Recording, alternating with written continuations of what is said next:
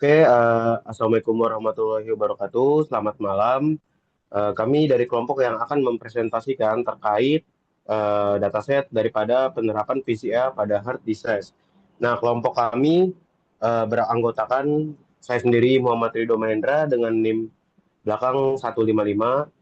Kemudian ada Leseno Octavian Ramdhani dengan NIM berapa, Mas? 131. Oke, kemudian ada Mas Khalid Akbar dengan NIM belakang. 137. Dan yang terakhir Mas Alessandro dengan NIM belakang. 128. Oke, slide selanjutnya akan dijelaskan oleh Mas Khalid Akbar. Kepada Mas Khalid Akbar, dipersilakan. Mohon maaf, izin menjelaskan dan melanjutkan dari Mas Ridho.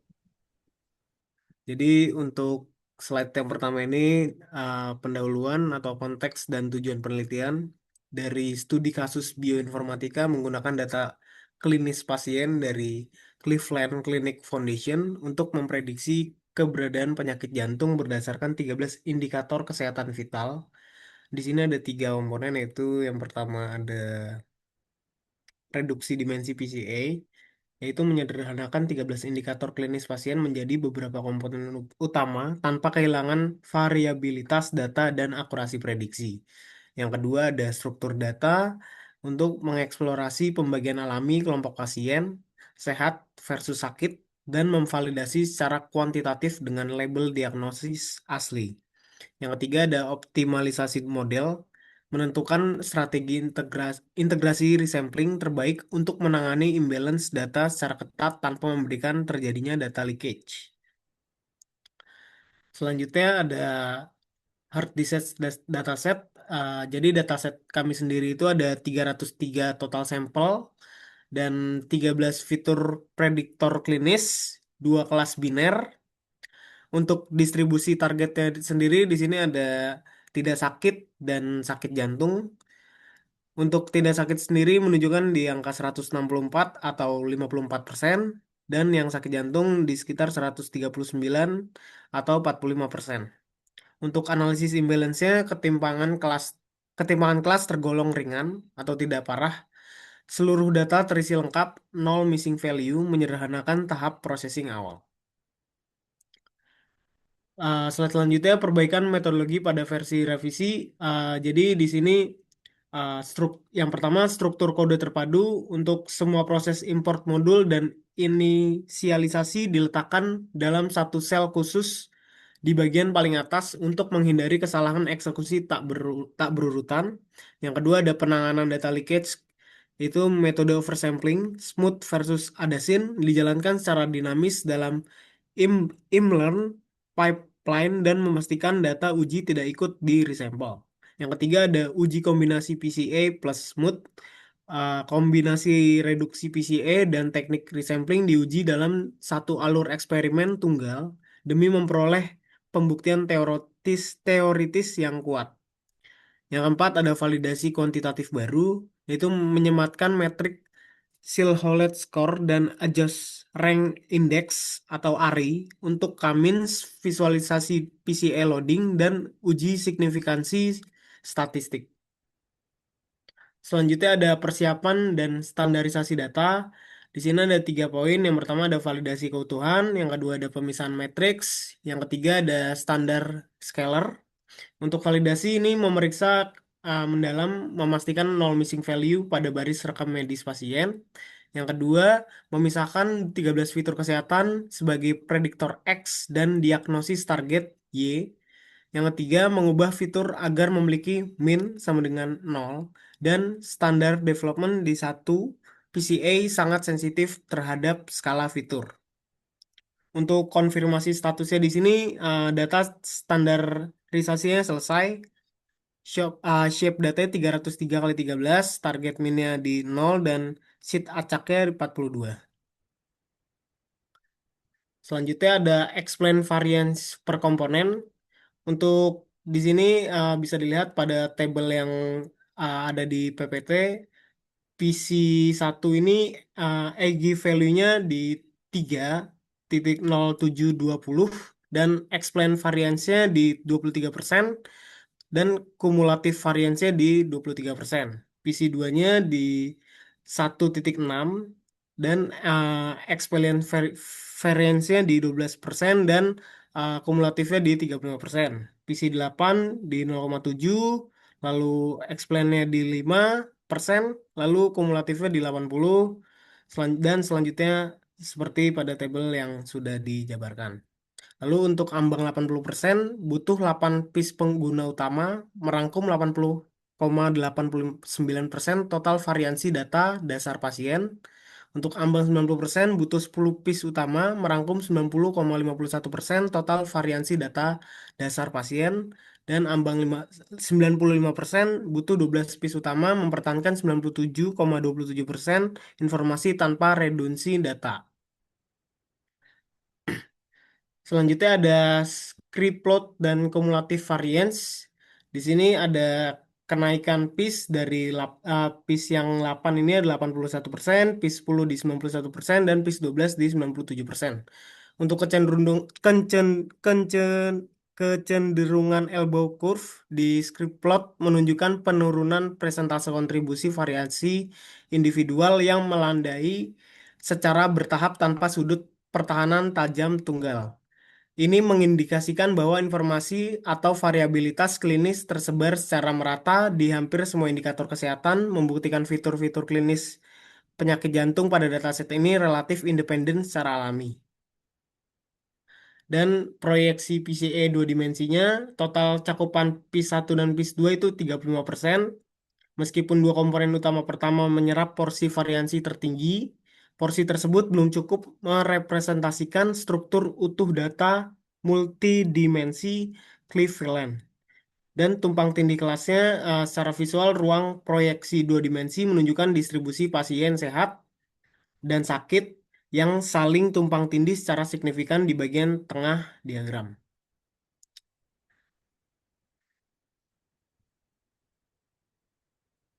Baik, selanjutnya, loading fitur pada PIS 1 dan PIS 2 untuk pemuatan tertinggi dari PIS 1 ini ada Outpeak di 0,3, lalu Talak di 0,39, Sloop 0,35, Tale 0,336, Eksange 0,335. Untuk pemuatan tertinggi PIS 2, SEX-nya di 0,4, Col-nya di 0,4, Edge-nya di 0,417, tesnya di 0,381 dan talnya 0,272. Baik, selanjutnya akan dilanjutkan oleh teman saya yaitu Kolik Akbar. Terima kasih Lasen Octavian. Kita beralih ke slide 10 yaitu logistik regression dengan berbasis konfigurasi PCA.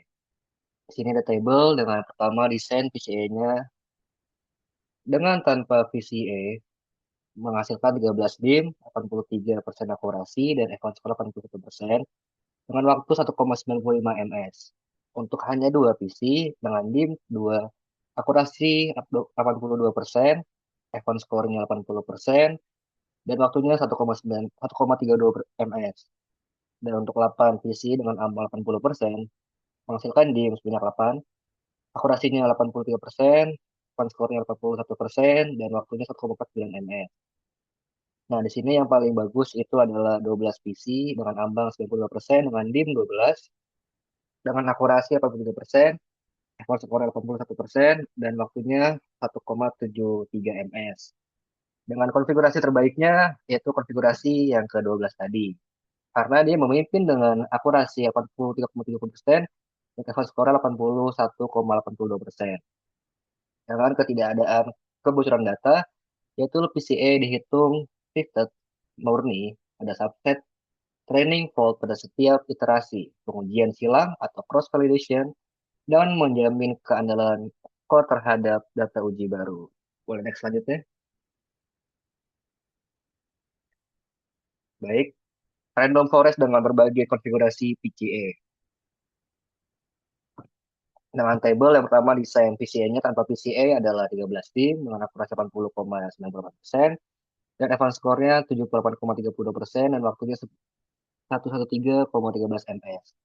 Di sini paling bagus adalah yang PC13 dengan ambang 100% dengan DIM 13. Dan akurasi 81%, advance score 79%, dan waktunya 134,70 ms. Dengan karakteristik model pohon yaitu Random Forest tidak diuntungkan secara signifikan, melainkan oleh linear PCA projection karena secara inherent melakukan pemilihan fitur secara non-linear dan rekursif. Dengan perbandingan kecepatan yaitu proses Random Forest berjalan sekitar 70 kali lebih lambat dibanding logistik regression pada dataset ini. Boleh next? Di sini ada k-means clustering dan validasi kuantitatif. Di sini mohon maaf tidak ada gambarnya. Untuk Silhouette skornya banyak 0,714 dengan batas cluster tumpang tindih secara spesial di ruang 2 dimensi. Dengan adjusted range indeksnya 0,438, kesesuaian relatif baik terhadap label klinis asli. Untuk interpretasi komputasi, itu meskipun kerapatan spasial rendah, skor Silhouette-nya menjadi 0,174, keselarasan klaster tak terawasi terhadap fakta klinis di lapangan dengan cukup kuat, dengan ARI 0,438. Hal ini membuktikan bahwa pembagian kelompok logis alami dari algoritma setara dengan indikasi diagnosis klinis di dokter. Boleh next?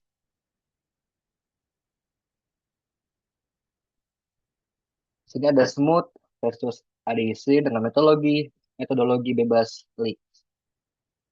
Sini ada dapat 3 poin, yaitu untuk baseline original 80,26%, dengan skor rata-rata F1-nya tanpa implementasi oversampling buatan. Kalau ada smooth pipeline 81,27%, dengan penerapan smooth menaikkan stabilitas dan performa F1 secara konsisten. Terakhir ada scene pipeline, yaitu 81,43%, meskipun F1 yang unggul tipis, variasi performa ADC lawan menambah noise karena penambahan sampel di dekat batas klasifikasi. Boleh next? Ini ada kombinasi PCA dan smooth plus logistic regression. Dengan pengujian empiris terintegrasi sesungguhnya menguji klaim konfigurasi terbaik PCA 10 PC plus smooth plus logistic regression dalam satu pipeline utuh bebas leak. Dengan hasilnya 81,56% untuk min F1 skornya, dengan bukti empiris secara langsung dengan kombinasi PCA 10 PC plus smooth berhasil memberikan peningkatan performa sebesar 0,30 poin terhadap baseline F1 score model konvensional tanpa PCA dan resampling. Dengan konfirmasi metodologisnya, pembuktian didapat lewat pengujian satu alur, menghilangkan keraguan klaim yang biasanya hanya bersandar pada penyimpulan dua eksperimen terpisah. Boleh next? Sini adalah perbandingan akhir antara LR dan random forest. Dengan ada tabel di sini, yang pertama logistic regression atau final ya, dengan min akurasinya 80,15%, dengan advance score-nya 81,27%, dengan standar divisi deforasinya 5,09%. Dan random forest classifier dengan min akurasinya 83,83%, advance score-nya 81,11% dan standar divisi akurasinya 2,16%. Kenapa memilih logistic regression? Pertama adalah kapasitas komputasi yang sangat unggul. Kecepatan training jauh lebih efisien, yaitu 1-2 ms versus 1-10 sampai 1,5 ms pada RF. Yang kedua adalah interpretabilitas klinis, yaitu bobot koefisien model linear dapat dibaca langsung oleh praktisi medis untuk analisis risiko pasien. Dan ketiga adalah keseimbangan performa, yaitu perbedaan skor akurasi dan F1 yang tidak signifikan secara statistik membenarkan pemilihan model yang lebih sederhana. Kita bisa lihat sebelah kirinya ada gambar. Boleh sebelumnya? Dengan uji signifikan statistik Barrett t-test. Maaf ada notif sebentar. Dengan hasil kurang dari 0,05, tidak ada perbedaan signifikan secara statistik antara performa logistik regression dan random forest. Boleh naik selanjutnya? Ini masuk kita ke tahap precision mediation approach to resolve heterogeneity, yaitu dengan pertama sistem approach, first one, the bulk and single cell level of big data, Dan yang kedua adalah network medicine approach, dengan yang ketiga adalah molecular signature discovery. Dengan yang gambar kedua adalah artificial intelligence, yaitu AI powered personalized insight dengan clinical data, yaitu individual patient, dan additional data source imaging and wearable technologies. Yang ketiga adalah electronic health records, menghasilkan sebuah cloud-based AI analysis dengan sensitivitas klinis recall yaitu 92,86%, menandakan sensitivitas tinggi model dalam mengidentifikasi pasien sakit. Lalu ada ROC AUC score yaitu 0,947, menunjukkan kemampuan klasifikasi model yang andal di berbagai ambang batas.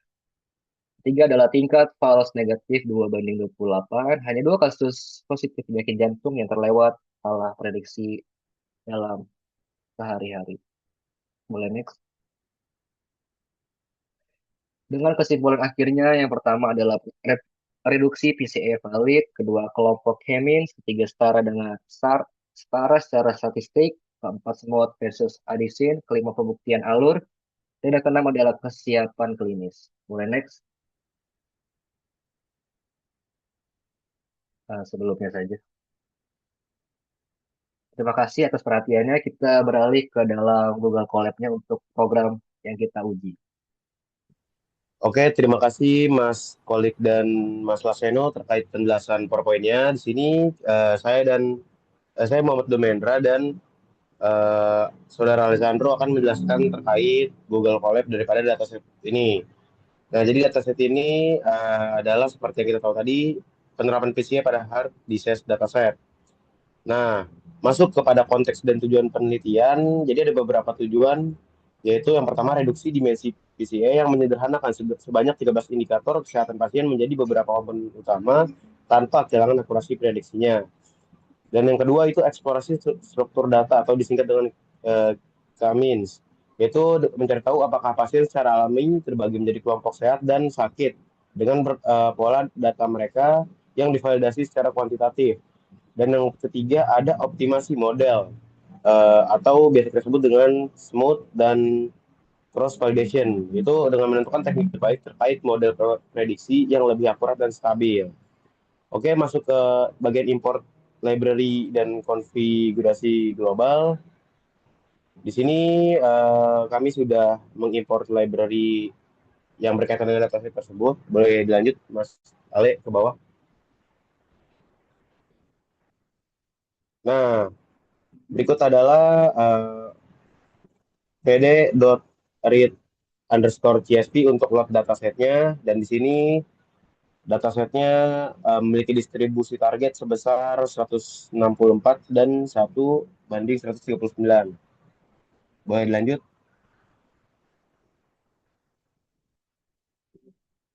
Nah, untuk bagian pre-processing ini kami menggunakan fungsi df.isNull.sum untuk mengecek apakah ada missing values. Nah, di sini dapat terlihat tidak ada missing values pasca pre-processing.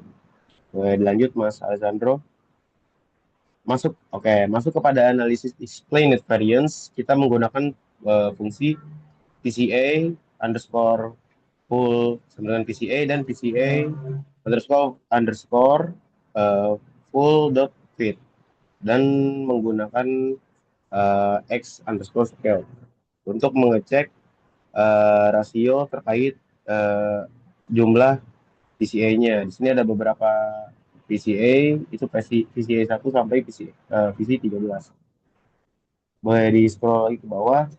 Nah, di sini ada keterangan terkait PC untuk 80% sebesar 8 varians, 90% untuk 10 varians, dan 95% yang paling tinggi itu 12 varian. Oke, masuk kepada visualisasi script load dan kumulatif variansnya. Di sini kita menggunakan fungsi plt.subplots yang menghasilkan sebuah output berupa data grafik daripada script load dan kumulatif explain variansnya dari dataset hard disease. Boleh masuk ke visualisasi PCA-nya. Oke, di sini kita menggunakan fungsi PCA 2 sama dengan PCA n underscore komponen dan x underscore PCA 2 ada sama dengan PCA 2 dot fit underscore transform. yang memvisualisasikan terkait dataset hard disk dalam konteks visual dua dimension dengan rasio sebesar 23,6% variance. Boleh dilanjut, Mas?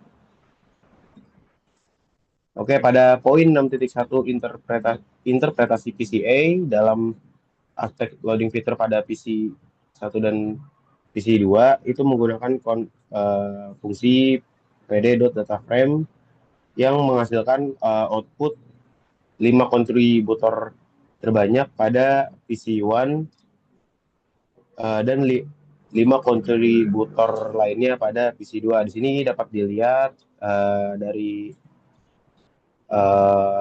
diagram yang terbentuk, ada beberapa fitur yang muncul di agak ke bawah lagi, Mas, sorry, untuk menunjukkan gambarnya. Nah, ini gambar dan fitur yang tadi dijelaskan dalam PowerPoint. Oke, lanjut. Nah, masuk kepada eksperimen logistik regression dengan konfigurasi PCA. Di sini menggunakan fungsi PC underscore option untuk sorry ke bawah lagi. Nah, untuk memvisualisasikan konfigurasi jumlah PC akurasi F1 score training time-nya. Jadi di sini sedikit saya jelaskan, tanpa PC itu punya akurasi sebesar 83,20% dengan F1 score 81,02% dan training time-nya itu 3,52. Kemudian dua PC sebesar 82,70% pada akurasi, F1 score 80,7% dan training time-nya itu 2,67.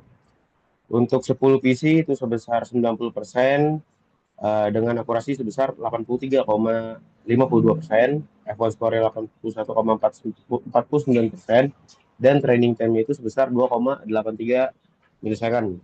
Dan yang terakhir itu paling besar sebesar 13 PC sebesar 100% dengan akurasi sebesar 83,20%, F1 score masih sama 81,02% sama dengan tanpa PCA, dan training time paling kecil, training time itu 3,36 milisecond. Dan selanjutnya itu terkait visualisasi perbandingan performa dengan menggunakan beberapa fungsi yaitu labels, ACC underscore false, F1 false, dan time false. Boleh dilanjut untuk melihat visualisasinya. Nah, di sini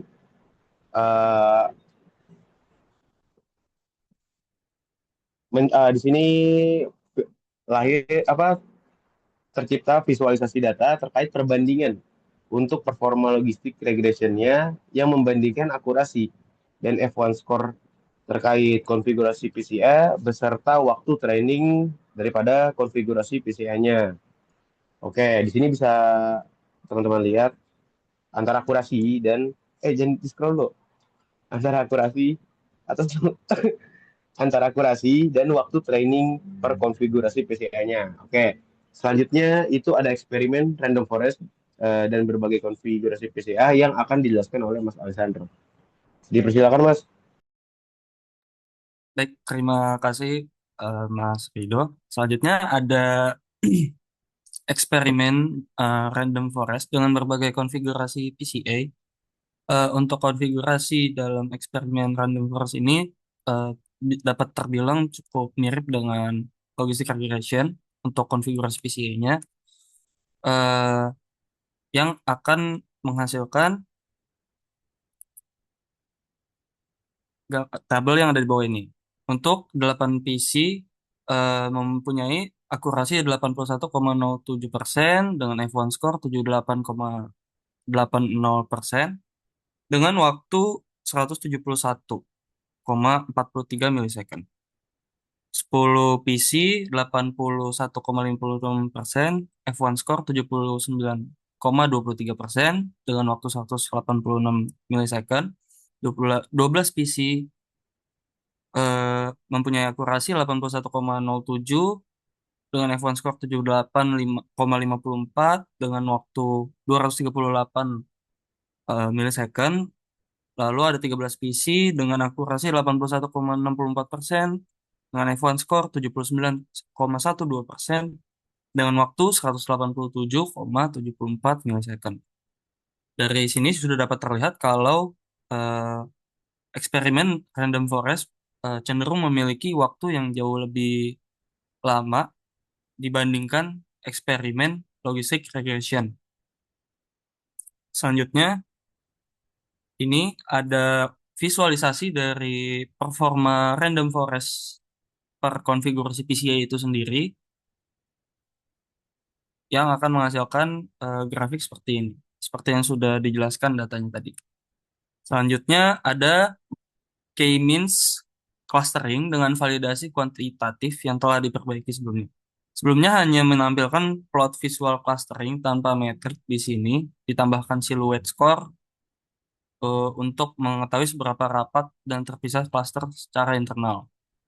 Dan adjusted rand index atau ARI yang akan menghasilkan eh, penyebaran interpretasi seperti gambar berikut. Di sini yang di kiri adalah K-means clustering dengan siluet sama dengan 0,174. Lalu yang di gambar kanan ada label target asli, ARI versus K-means dengan 0,438. ARI cukup tinggi untuk struktur cluster K-means cukup selaras dengan label target asli. Lalu selanjutnya ada perbandingan SMOTE versus ADA SYN tanpa data leakage yang telah diperbaiki. Sebelumnya, SMOTE dipanggil pada seluruh dataset sebelum masuk cross-file score yang menyebabkan sampel bocor, lalu telah diperbaiki yang pada akhirnya menghasilkan eh, data seperti yang ada di tabel berikut. Status 5, 5 volt F1, data asli tanpa resampling 81,26%, sedangkan di sini SMOTE menghasilkan F1 score 81,27%, ada ADA SYN menghasilkan 81,43%. Dari sini menunjukkan kalau perbandingan dengan Smooth dan ADA SYN menghasilkan F1 score yang lebih tinggi walaupun cukup tipis. Lalu selanjutnya ada eksperimen gabungan PCA Smooth Logistic Regression. Di sini adalah eksperimen yang menggabungkan PCA 10 dengan SMOTE dengan logistic regression yang menghasilkan mean akurasi 83,49% dengan F1 score 81,56%. Lalu ada perbandingan model akhir logistic regression dengan random forest yang telah diperbaiki yang menghasilkan data yang ada di tabel berikut. Logistic regression memiliki akurasi 83,15%, F1 score 81,27%, sedangkan random forest memiliki akurasi 83,83%, F1 score-nya 81,91%. Selisih antara kedua performa tidak signifikan secara statistik. Kedua model bisa dianggap setara secara performa pada dataset ini. Keunggulan logis regression seperti yang tadi sempat dimention itu lebih didasarkan pada efisiensi komputasi dan interpretabilitas. Lalu selanjutnya ada evaluasi klinis confusion matrix ROC AOC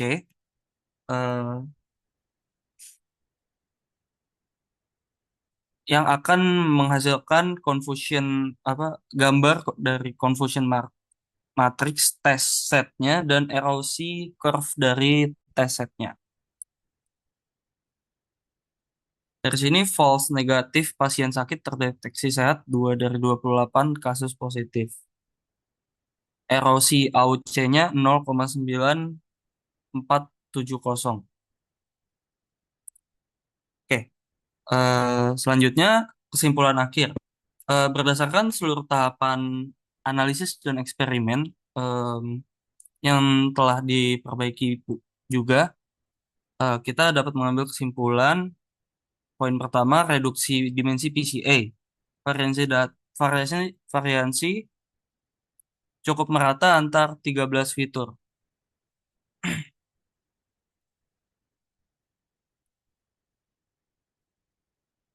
Oke, mungkin untuk poin kedua dari kesimpulan bisa dilanjutkan oleh Saudara Rido. Oke, terkait poin kedua dari kesimpulan, yaitu terkait k-means dan struktur data yang menggunakan Aegis Rand Index dengan memberikan ukuran kuantitatif seberapa jauh klaster yang selaras dengan label diagnosis aslinya. Jadi bukan sekadar kesan visual dari scatter plot.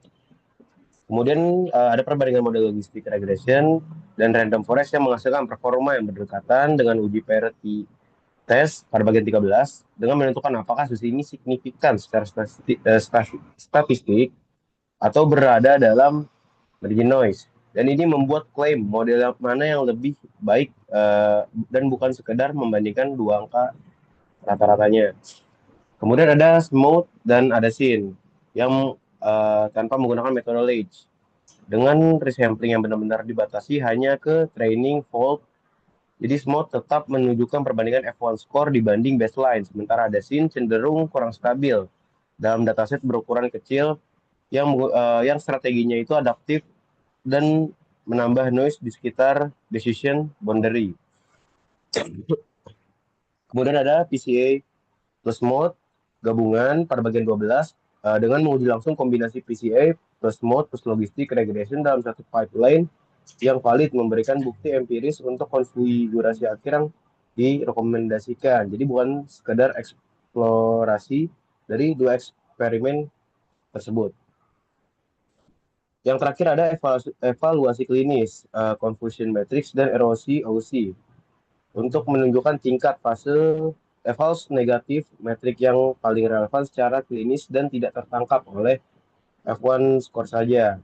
Jadi limitasi daripada dataset ini berukuran kecil sebanyak 333 sampel dengan membatasi generasi dan tidak dilakukan hyperparameter tuning sistematis dari nilai default daripada logistik regressionnya dan random forest classifier masih kita pakai.